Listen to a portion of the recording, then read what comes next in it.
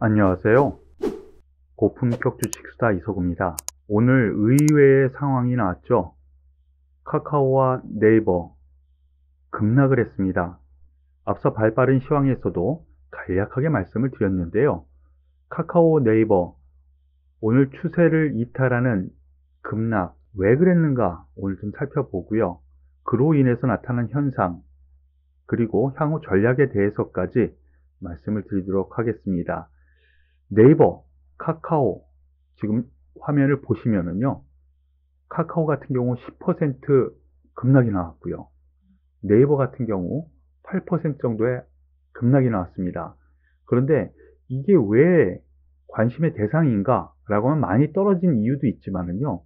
전 저점대라고 일컬어지는 박스권의 하단부를 이탈했기 때문에 추세가 꺾인 것으로 시장은 인식을 하게 되거든요. 그렇기 때문에 향후 주가 흐름에 어떻게 될 것인가 아주 초관심사이기 때문에 그렇습니다. 그러면 제가 분석한 나름대로의 생각을 한번 말씀을 드리죠. 네이버, 카카오 급락 이유에 대해서 먼저 알아보도록 하겠습니다. 정부 규제 가능성 계속 노출되고 있었는데요. 오늘 아침 새벽 그리고 어제 저녁 이 부분에 대한 뉴스가 좀 몇 가지 나왔어요. 그런데 과거 보면은요, 미국, 유럽, 중국까지 합해서 글로벌 인터넷 기업에 대해서 규제가 계속 나왔었죠.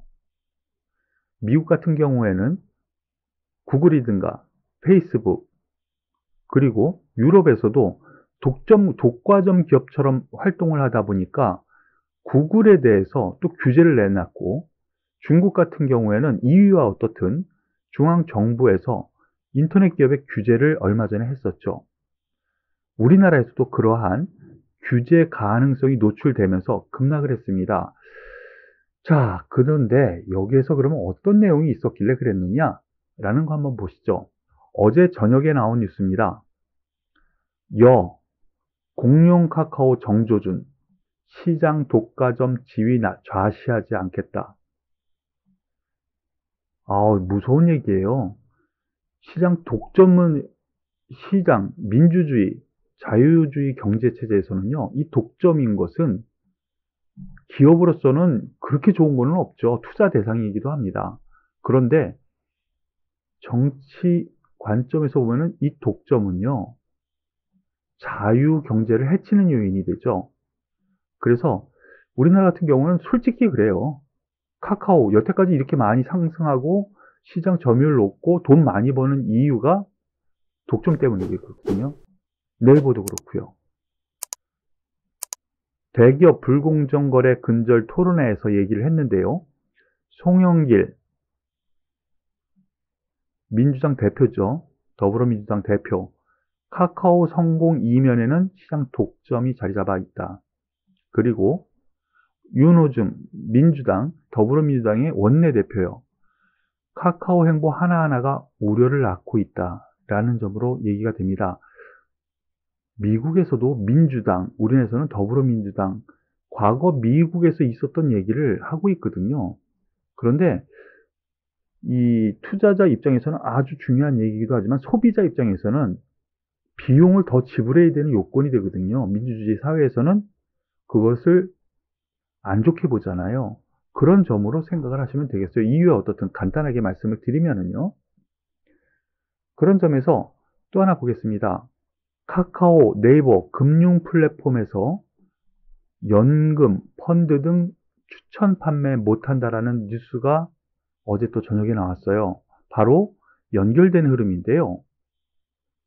이 부분은 금융위원회, 금융감독원에서 카카오페이 등 일부 온라인 금융 플랫폼, 금융상업 관련해서 이것이 중개행위지 광고행위가 아니다 라고 얘기를 했습니다. 그러면 카카오페이 상장, 야, 이거 좀 문제 생기는 거 아니야?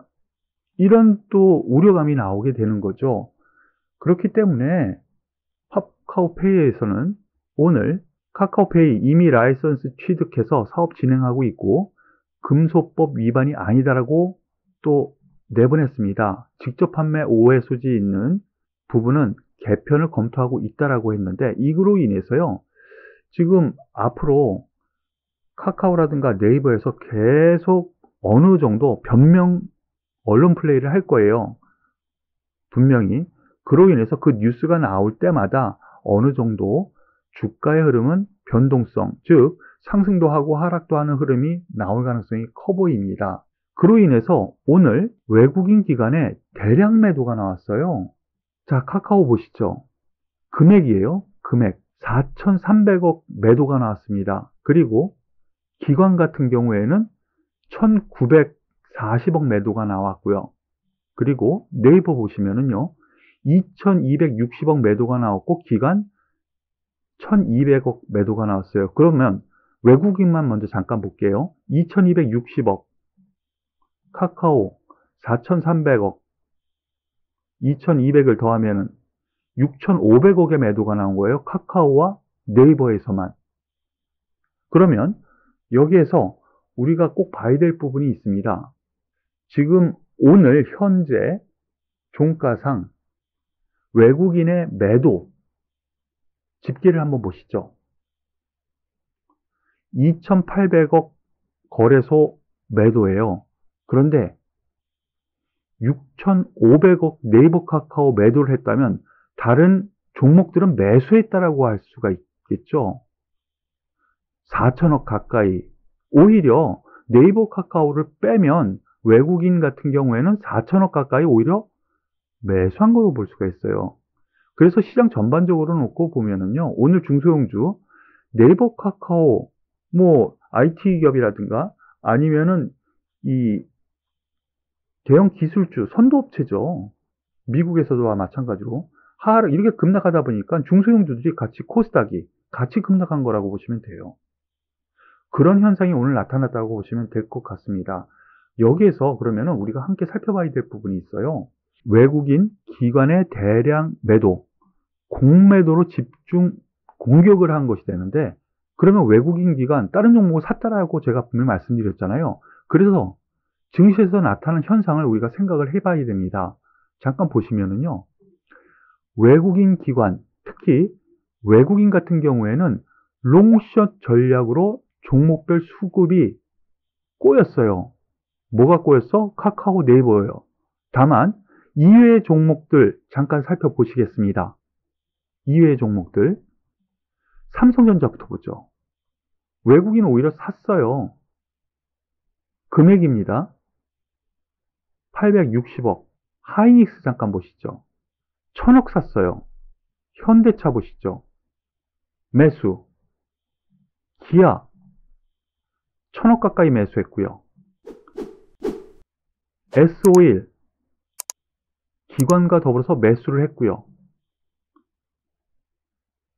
KB금융 소폭이나마 매수를 했고요. 이렇게 놓고 보면은요, 네이버 카카오를 팔고 다른 업종 대표주를 매수했다고 볼 수가 있는 거겠습니다. 그래서 가만히 보면은요, 외국인 같은 경우 롱숏 전략 이걸 많이 하거든요. 우리나라 기관도 일부 하고 있고요. 롱숏 전략 악재가 튀어나왔어요. 그래서 카카오, 네이버 시가총액도 크죠. 대량 매도를 합니다. 그래서 롱숏 전략을 펴는 외국인 기관 같은 경우는 다른 종목들로 그 매도를 채운 거예요. 즉 빠져나간 게 아니에요. 그래서 시장 전반적으로 오늘 빠지기는 했지만 외국인 기관이 빠져나간 게 아니라 네이버 카카오를 팔고 다른 종목을 샀다. 근데 네이버 카카오가 워낙 급락을 하다 보니까 다른 종목들도 떨어진 종목들이 생겨서 지수 하락폭, 특히 코스닥 하락에 좀 더 찬물을 끼얹었다. 이렇게 볼 수가 있는 거예요. 종목별 수급 꼬임이 생긴 거는 네이버 카카오고요. 오히려 다른 종목은 매수가 들어오면서 긍정적인 매수, 저점 매수 관점이 된 거죠. 그래서 네이버 카카오는 추세대 이탈이 됐고요. 다른 종목들 같은 경우에는 삼성전자, 하이닉스, 현대차, 기아, S-오일, KB금융 이런 업종 대표주 같은 경우에는 오히려 주가가 제자리 찾는 종목이 생긴 거예요. 그래서 오, 주도주가 그러면 이 종목을 팔고 다른 종목을 샀으면 매수한 이 종목들 어디에선가 주도주가 탄생하겠지? 라는 발상을 하셔야 돼요. 투자할 때는. 그래서 주도 종목 선별 과정이 오늘 지수 하락은 했지만 있었다라고 보시는 것이 맞는 것 같아요. 그래서 향후 전망은 어떠냐? 앞서 말씀드린 것처럼 다른 종목군에서 주도 종목이 튀어나올 수 있어요. 삼성전자 하이닉스도 가능합니다. 그리고 오늘 올라왔었던 금융주, 현대차기아차의 자동차, S-오일, 롯데케미칼의 화학, 그리고 오늘 급등했던 철강, 동국제강을 비롯한 포스코 현대제철의 철강, 이런 종목군들 어디에 있을까? 주도 종목 나타날 가능성이 있어요.